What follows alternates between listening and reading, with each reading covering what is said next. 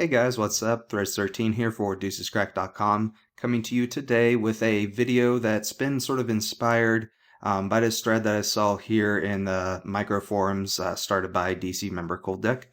And the basic gist of the thread was asking if the micro games have become too difficult nowadays, and you can't really beat them for a whole much, especially when you start to consider it a rake.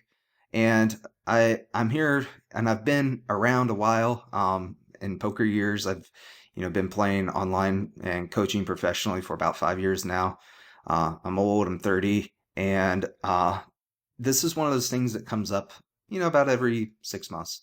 Is you see everyone kind of, not everyone, but every once in a while, you just see this thought come up, like, is this an issue? And a lot of people seem to agree.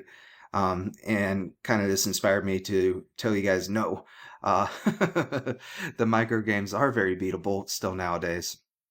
And kind of what I want to get into is I want to do a video about this.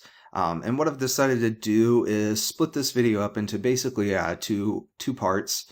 The first part being kind of a presentation style where we talk about specifically just conceptually what sort of issues that you may have in your game and how you can beat the micros for more. And then I'm going to close it out with just an example, but it's going to be, fairly in-depth looking at the example. To give you an example, let's use the word example one more time, of where you can find some extra profit in these games and kind of just, get the brain going. And what I've also thought is that this might be something that is worth doing a couple episodes on. But, taking it and putting more examples, and there's example again. I'm starting to become very self-conscious of that word. Doing that in following future episodes. So that's kind of my thought here. So let's go ahead and we will jump right into it. Okay, so what I've decided to entitle this sort of presentation is things you aren't doing to beat the micros.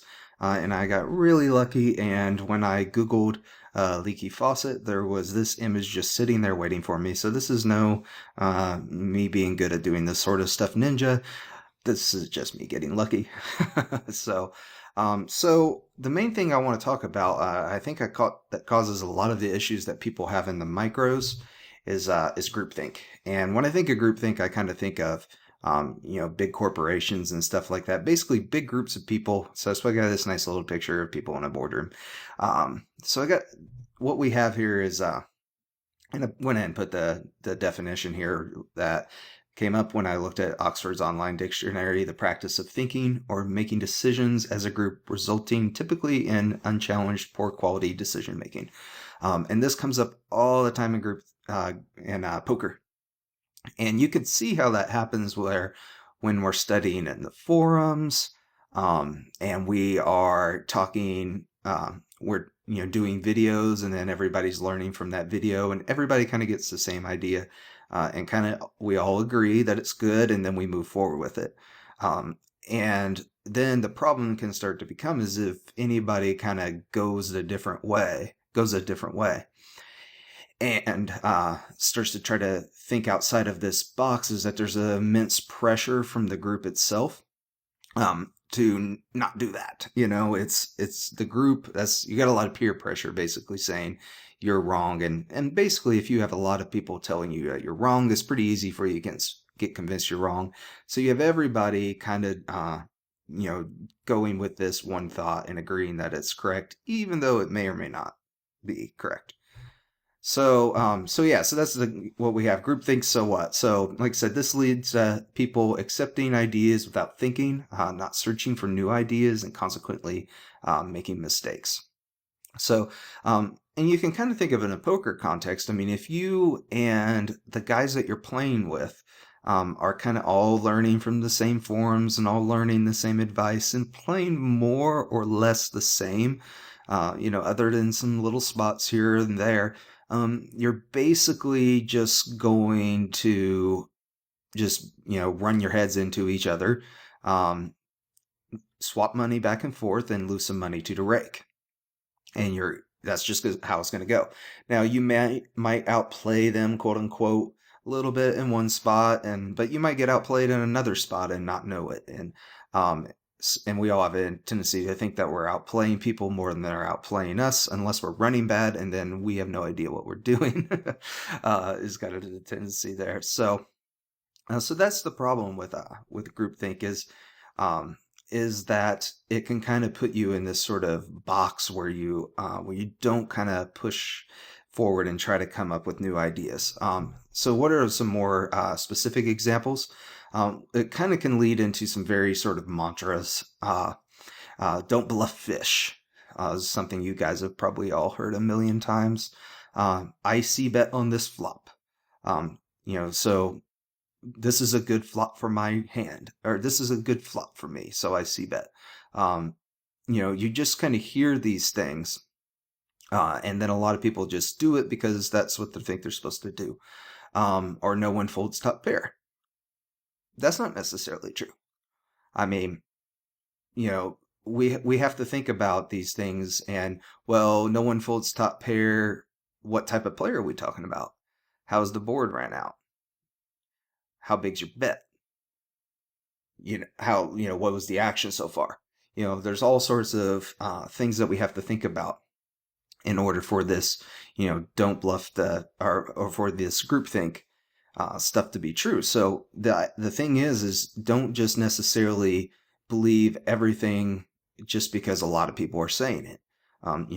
There's a reason that a lot of people are saying it sometimes. But poker's pretty complicated. So what it kind of gets down to is there's still a good chance that people just got it wrong.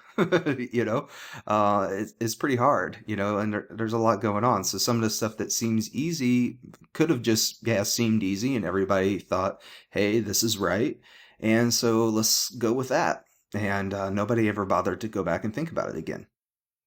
So cool. So let's get on to our specific example. Okay, so what I want to look at here is a board texture that is honestly a board texture that I think a lot of you probably play a lot differently than what I'd suggest. And what I want to do is take a look at this idea of not bluffing the fish.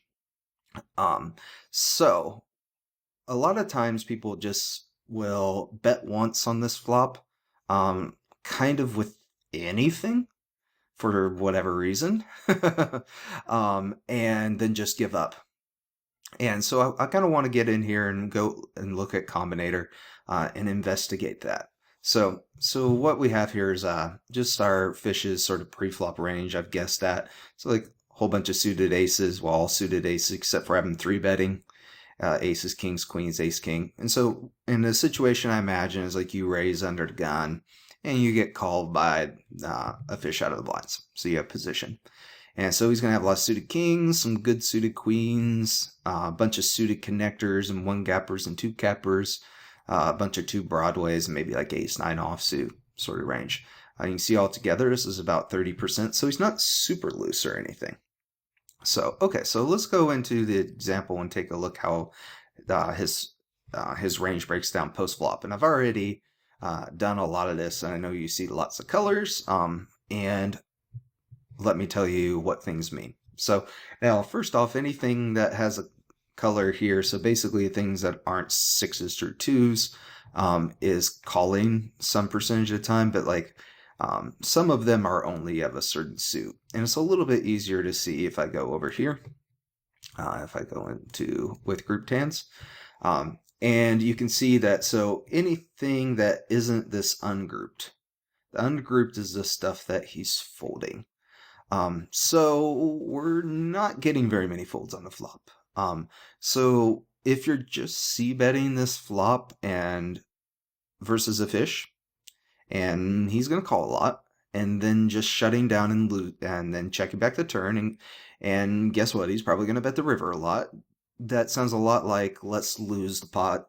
Let's lose a c-bet 70% of the time. And that's not a particularly great strategy here. A lot of times you might even do better to just check and see if you can hit something, um, than putting out like, a 2/3 pot size bet that it doesn't need to necessarily work half of the time, but needs to work a good amount, and is, only working 30%. Um, so now here's the thing though, is when you're playing versus guys who have really loose pre-flop ranges, um, and then they don't fold the flop, well, if they start with a weak pre-flop range and then they don't fold it, then their range is still weak. So the idea of don't bluff the fish kind of means don't try to bluff the fish off of a good hand. And sure, that's cool. But that doesn't mean don't two barrel the fish if he doesn't have a good hand. Um, it's okay to bet if he doesn't have anything very often. So all we're trying to do is get him to fold enough is the idea here. So let's look at his range when he does happen to continue. And I've labeled everything here, so it's, somewhat easy to actually read. And you can see the red one, in the bottom right corner here is the top pair portion of his range. And you can see that's almost exactly 25% of the time. And that's top pair better. So that means when he calls you, 75% of the time, doesn't necessarily have anything that good. Now, some of these things are, it's not entirely true because we have some open-ended straight draws and flush draws that are pretty reasonable. But you can see, like, he's got bottom pair, 13%. He's got a gut shot, 18%. And he has just the nut backdoor flush draw, 7%. I think actually a little more than that. Yeah, 7.6%. Just wasn't all showing up. So what this should tell us is that we should be able to run multiple barrels here and get him to fold all this other stuff somewhere. I mean, he's probably not calling you down with a busted flush draw, right? So that 18% is going to probably fold on the river. This nut backdoor flush draw will fold on the turn if it misses. A lot of his gut shots will fold on the turn if it misses. So, I mean, right there, that's 25% probably folding on the turn. And right here, if he folds his bottom pair on the turn, that's another 13%. So that's him 30, 30? folding 38% of the time on the turn.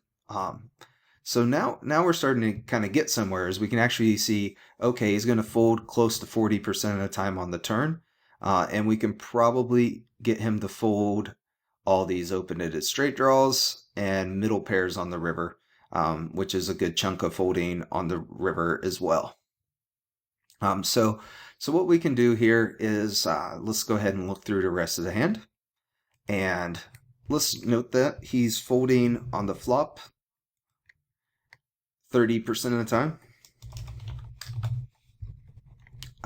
So let's label that. Flop, oops, not on the home row. Flop fold to c-bet equals 30%. So we don't have to remember it. And now we can go in here and set this range of selection and grouped, and that'll take out all the ungrouped hands, which are the hands that he's folding. And let's say that the turn card is a two of clubs. This kind of brings up another sort of groupthink idea that you hear a lot is if the turn card doesn't change anything, then don't bluff again. If he didn't fold the flop, he isn't going to fold the turn. Now, somebody said this once upon a time, and apparently a lot of people started to agree with it. And honestly, not to mince word here, this idea is stupid.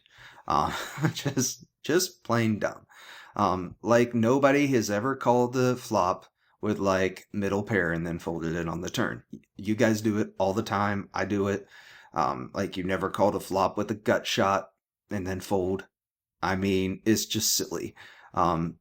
It's not like your guys' turn fold the c-bet is 0%, and that's not the case for a fish either. So it's going to depend on the board, and we need to think about it. So yeah, the turn card didn't change anything, but that's cool with us because then a lot of his hands didn't improve. Nothing really hit the two. So we can kind of go in here And let's say, okay, we bet again on the turn. He's not going to fold a king. So we'll select all his kings. Let's assume he's not going to fold a 9. And obviously not a set. And let's get things like Jack 10, which is a double gut shot. 10-8 and 8-6 are open enders. And is there anything else I'm missing? And cool. And we, of course, want the flush draws. Let's go ahead. I'm going to put them in a different color just so we can see them a little more clearly. Come on, Jack 8. I don't know why that's not selecting. I must have screwed something up there on the previous street.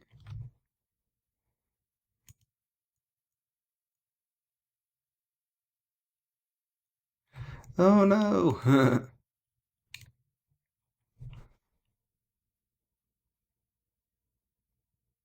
Yeah, for some reason, it didn't have the old Jack 8 in there, so we're going to go back in there and add it.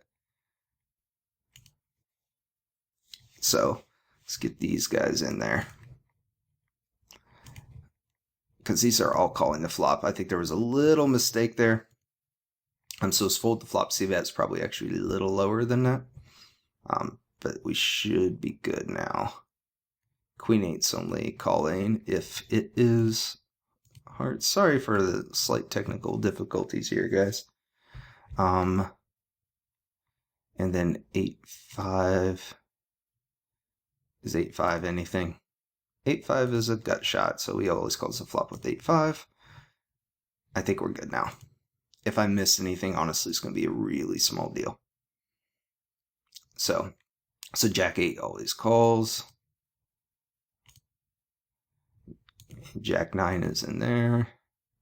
And there. 8-6 is calling. 10-8 is calling. And we should be good now.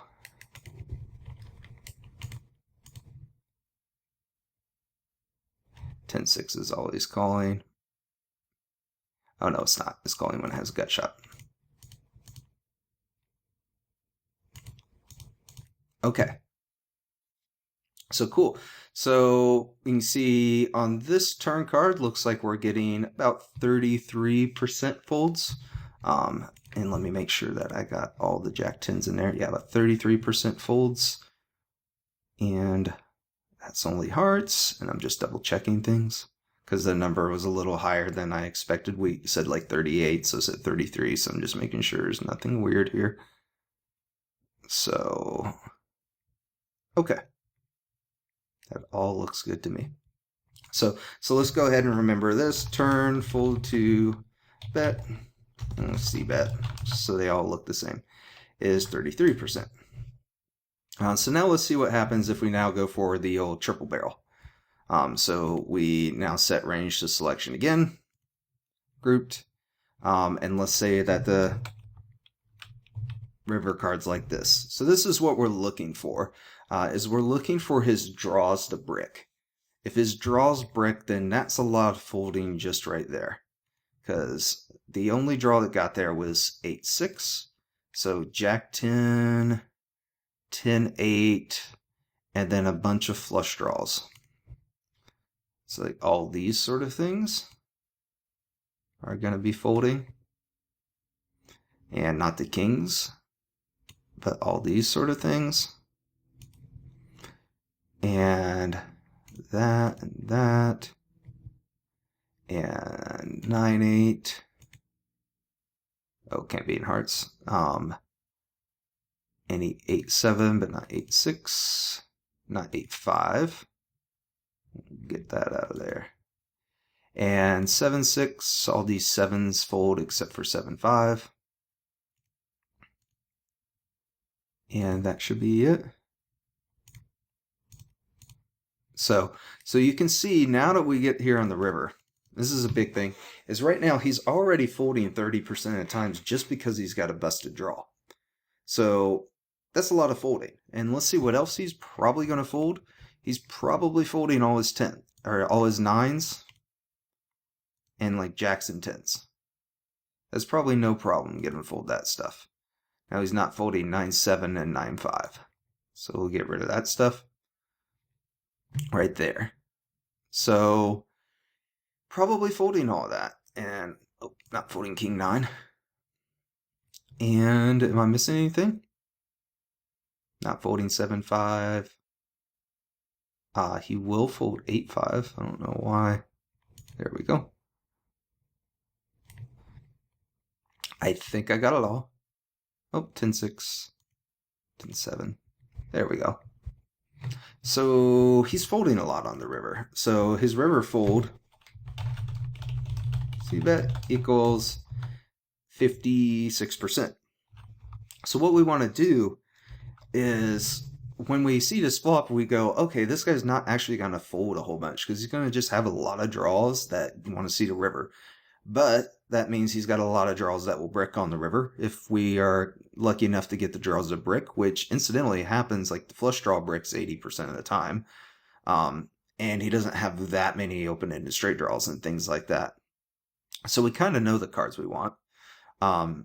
So just betting on bricks is going to be working out pretty well. And now I've actually put together a little EV calc to look at this. And this is something I picked up from Josh S. Thief. He did a series on how to do this stuff, so I'm not going to get real intense on it. And if we just plug in these numbers here, all I've got here is just how often does he fold to a flop bet, 30%. How often does he fold to a turn bet, 33%. River bet, 56%. Oops, let me go over here. I was playing with a couple different ones just to see how much it changed, if it was worth talking about. There we go, 33 and 56. So you can see now this is just looking at our barreling strategy, assuming like we never suck out.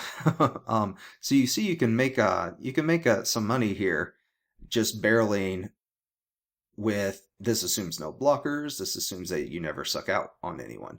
And this is also, I kind of picked this board to show you a board where it's not actually maybe as obvious and you don't get anything really good happening for you. I mean, just the draw is bricked.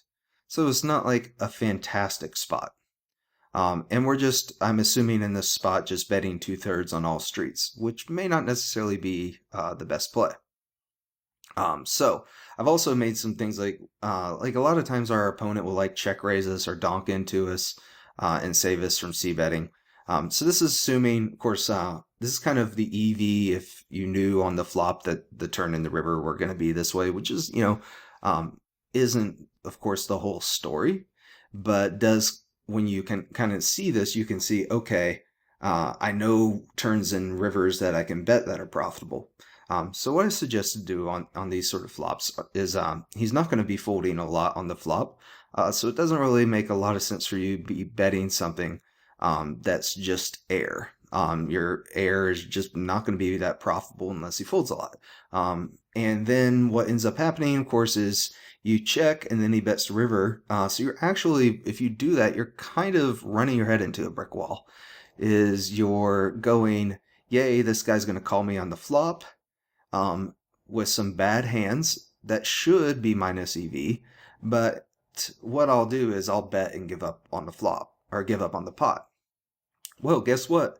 If you bet and give up on the pot over and over again, it's pretty plus EV for him to just call the flop with a bad hand and then bet the river and pick up the pot a lot. So that's not a very good strategy there. So what we want to do is we want to make sure that on this sort of board texture, this is a board texture that if we're going to start, we're not going to stop too much. The times that we might stop are on bad turn cards, or if we've got a hand that's like a good top pair that's not worth betting the turn would be an example. It would depend a little bit on the position. In early position, you don't have a heck of a lot of those because most of your kings are pretty good. But if you were on the button and had like a king 3, that might be reasonable. I'd probably still bet it on the turn versus this guy though. So there's not a lot of that going on even then. I kind of have to work for it, So yeah, so there's not going to be a lot of us betting the flop and then checking the turn. We're going to go ahead and bet the turn and then bet the river, because the strategy this guy uses is that he gets to the river with a whole bunch of hands that are weak. So what we don't want to do is we don't want to just go, well, let's two barrel and give up. Well, he's going to get to the river and not fold. Bluffing twice isn't good. You got to bluff 3 times. So, and pick your hands accordingly. Bet the flop when you've got like probably at least a gut shot, or maybe at least like a backdoor flush draw kind of thing. You're going to need hands more along that lines. That also provides you with some blockers, which are nice too. So you get a little bit more folds on the river when you block like the king queens and the king jacks. So if you had queen jack, that's what I'm thinking of right there. So this gives an example of a spot where I said, now look, don't bluff the fish. Well, we aren't bluffing the fish. We're not even assuming that he folds top pair. And this is a very nice 3-barrel spot for us. Like I said, this EV is going to be a little bit underrated if we are picking spots to do it where we actually have some sort of hand that has outs to do this with. So, so this just is just the bare bones if you have blank cards EV. So, and again, there's still some inaccuracies there because there's turns that we give up on and stuff like that, but that's okay. And that will bring it down, but your EV of hitting the nuts, I think, will bring it up more than that'll bring it down. I think that's pretty obviously true. Cool. So I think this is, like I said, this is probably one example. What I'd like to do is probably go through some more examples where you can find spots to kind of take advantage of the fact that a lot of these guys that at the micros, what they do is that they actually fold too often nowadays. It's not like it's 2006, and the thing is called, make a set and stack and people and win money. It's the game's changed now. Now you can still beat it for a lot, but you have to realize the strategies that people were taking and beat them for more. And you always could have done this versus fish. It's just, like I said, a groupthink idea where everyone just assumes that you can't. So hopefully this is helpful. Let me know if you have any questions. This has been threads13 for deucescrack.com.